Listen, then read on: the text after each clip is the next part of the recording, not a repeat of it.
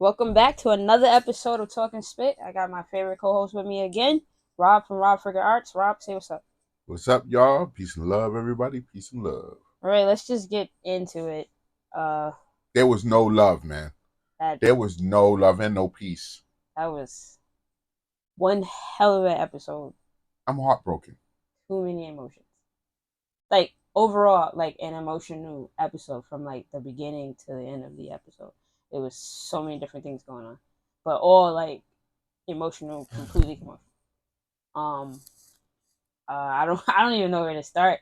There was so much going on. I mean, we can talk about the Magneto love triangle with Gambit, or we could talk about the Genosha. We could talk about the Madeline Pryor thing going It on. was a big soap opera from the beginning, and then it just turned into a genocide. Like they really went in, and I'm glad that they finally got enough balls to stick it to DC. No, I mean seriously, like talk about hit hard, like hit hard. Like if you're like me, you've been watching.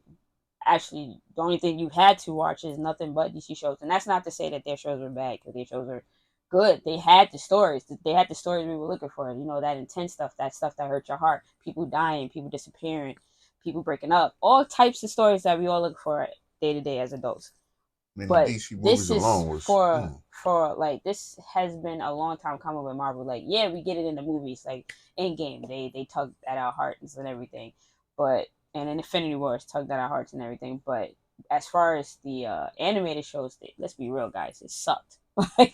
like and for every Marvel show that they had that was animated, it got canceled. Like how Fast Pop, Yeah, like canceled after the super first or fast, second and season. then you start liking it, and it's like boom, oh, we're not making this anymore. Yeah, But X-Men, oh my god, XMEN'97. this is giving us like this is like a whole plate of Thanksgiving food.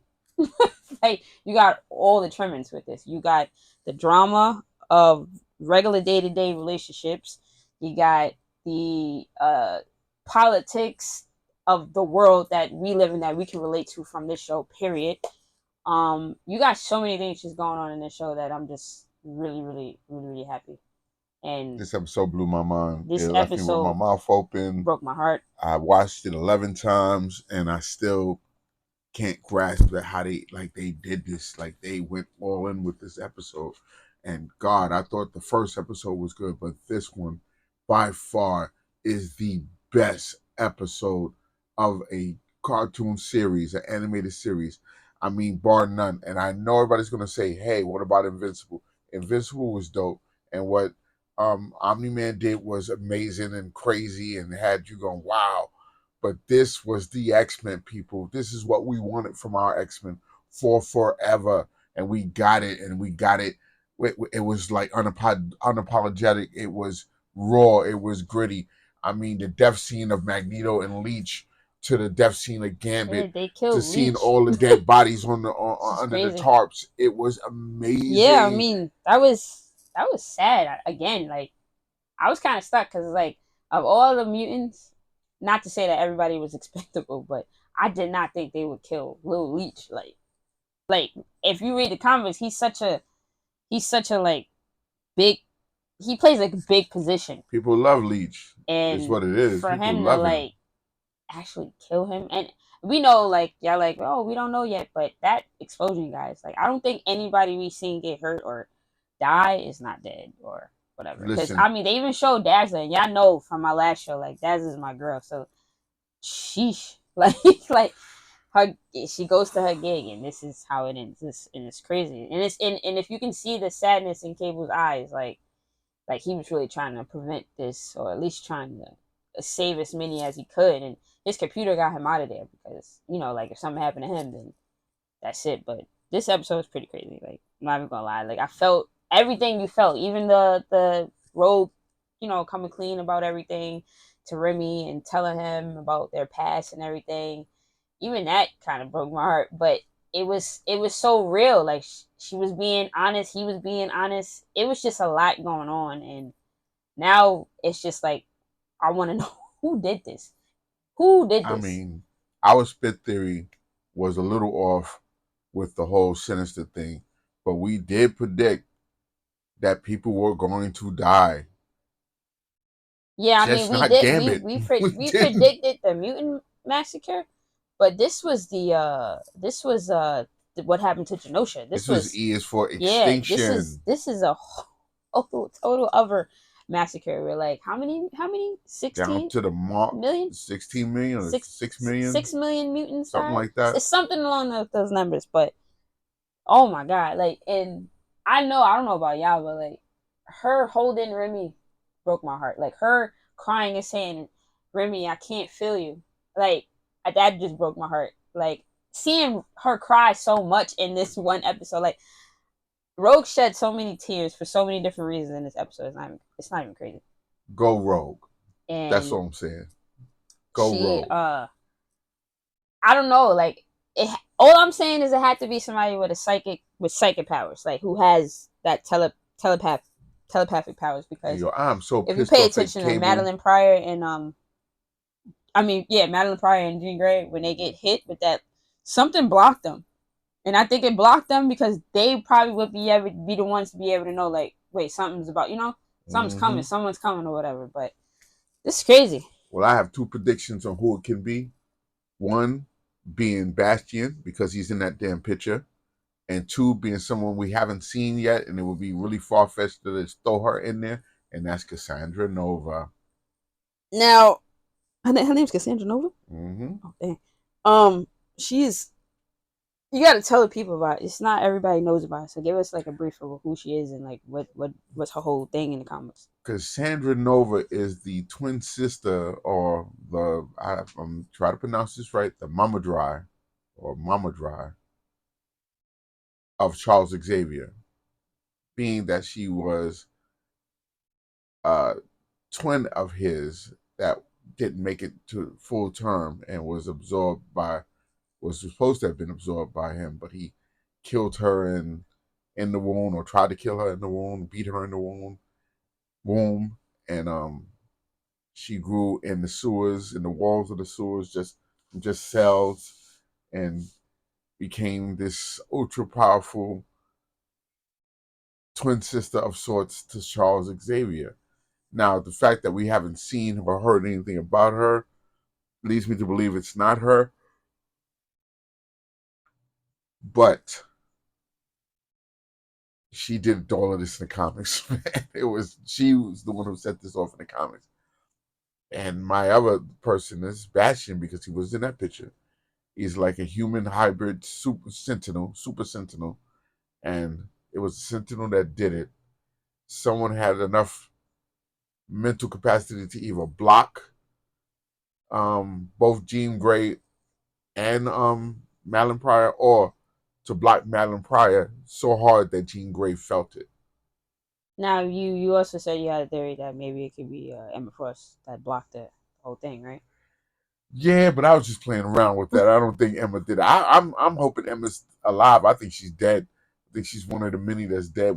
She just died off camera. Nah, I You think seen Sebastian Shaw she laid gotta be down alive. there. She better be alive. So Sebastian might have saved her. He probably thought maybe he could absorb enough, but probably too much for him or whatever. But I just still can't believe, like, the Dazzler is dead. Banshee's dead also. Banshee and Meryl is dead. Yep. He had her. I mean, it was like either Moira's disintegrated or dead. slammed into a wall. Nah, I think he's dead, bro. Because they're blasting and hit the wall. So either they was disintegrated or they was slammed into the wall. If they're not disintegrated, no matter what it is, that hit. I think they're. I mean, unless Meryl, maybe Meryl, the bone thing, maybe. But his Banshee also was, as long as he's flying and he screamed, but though he was talking, I didn't understand that. He was yelling for them to go. But the thing is, if he's flying, he's doing that sonic scream. That's the only way he can fly.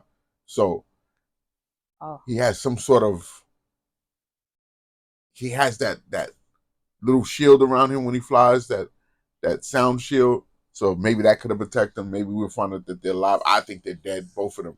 Yeah, I think they're dead. I don't think Meryl. I think Meryl is. I don't know how she would even.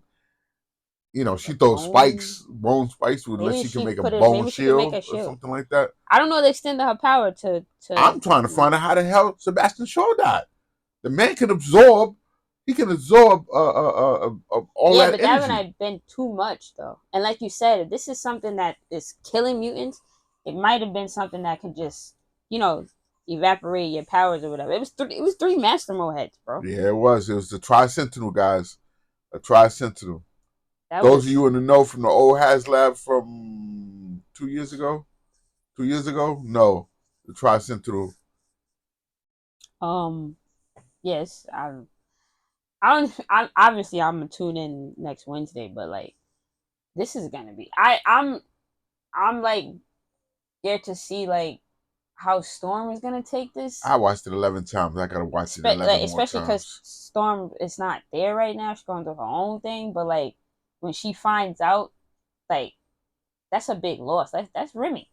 Like he's everybody's little brother that keep getting into trouble. And you've seen his face, like his ear low, his ear was missing basically. His ear, side of his face was just burnt to a crisp. I mean, Jesus, bro. They really went all in on this. And oh my God, bro. Remy goes down a hero. They should build statues for him. Applause to them again. This team that's working on XMEN'97. And I know people are gonna say, how you gonna show this to kids? Well, maybe it's just not a kids show. Maybe it's for those people who grew up with the X-Men and they, it's now you grown up, now you can see some Listen, grown you up know how stuff. you're gonna show this to kids. I understand that we want to protect our kids from as much stuff as we possibly can. But when I was growing up, and I'm grateful that my parents definitely did.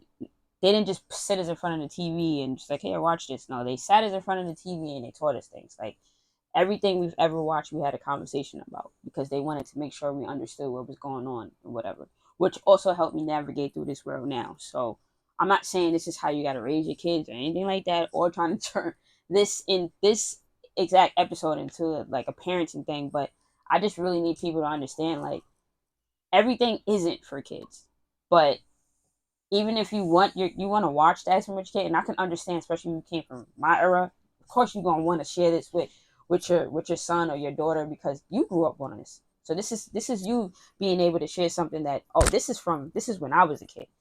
But all I'm saying is whatever you do in life, if when it comes down to a child, if you have any kids around, you should be explaining everything because in the world we live today, a lot of kids are already going through things like this. Life and and death is a part of and we should be able to explain the to day our to day. kids like these things and just anything so that they're knowing. Yes, it can be scary. Don't think that the things that my parents explained to me or I seen we watched together I wasn't scared of. Of course I was scared of, but it was explained to me and it helped me better. So just try that. I'm just saying. So when it comes down to this show, I really want everyone to watch it. I think it's good for everyone personally. But like I said, don't if you don't want to watch it, as we said in our previous show, you could just turn on a channel. You can literally turn to something else. You can watch Invincible. Episode but 5 of um, XMEN'97 will be talked about for years to come. yeah, this is gonna be one of the iconic episodes. The fact that this is only season one and we only on episode 5, I don't even know what's in store for the next one. Like we got the next 2 episodes, right? We got the Life Death Part 2, and then we And got Bright Bright Eyes, Eyes. and then after that we have a 3-part, guys, that I'm pretty sure we're gonna be losing a little more people or seeing a lot more people. And also I feel like with the advent of Gambit, I'm praying that something happens, but it looks like he's gone. We're gonna actually get new members as well because I don't know about y'all, but she took a major loss from both ends, so Rogue might also be leaving for a little while. This But that's is just my prediction. I don't know. amazingly crazy. I love this series. I love this series. I can't profess how much I love this series. They are doing such a great job. I am thoroughly invested. I'm invested with the characters. The loss that we took last night, this morning, today, is still resonating with me. I like my mind is blown, mind blown. Like I say, when I tell you I watched it 11 times, I watched this episode 11 times, and I'm still like I can't believe it. I can't believe it. I'm so proud of them. I'm so glad that we have a mature Marvel animated series that is up there with the Young Justices and the DC animated movies that Dwayne McDuffie, God bless the dead, gave us with the rest of that team. I mean, those movies were amazing. Now we have a Marvel movie like that, and um, straight off the bat, I am a comic book head, like Marvel or DC. I love them both, but I am a Marvel mark. I am a Marvel mark, and I've been waiting for something like this for, when I tell you, for years. I am 57. I will be 58 later on this year, and I've been waiting for it for at least 49 years. 49 years. They did their thing. Well, Come, guys, tell us how you felt about this episode. Leave some comments. Tell us about whatever you thought was your favorite scene, whatever you felt like Bo kind of. I don't know if you guys paying attention. He did a lot of things with the comic books. He kind of switched certain roles he was even around. in the episode. Yeah, he was even in the episode. Let us know in the comments, and Let's yeah, talk about it. Let's talk about it, people. This is something. Let's talk about it. Get them comments coming. Let's talk about it. I want to hear what your thoughts are about this episode. Let's talk about it. see you in the next show, guys. Peace. Peace.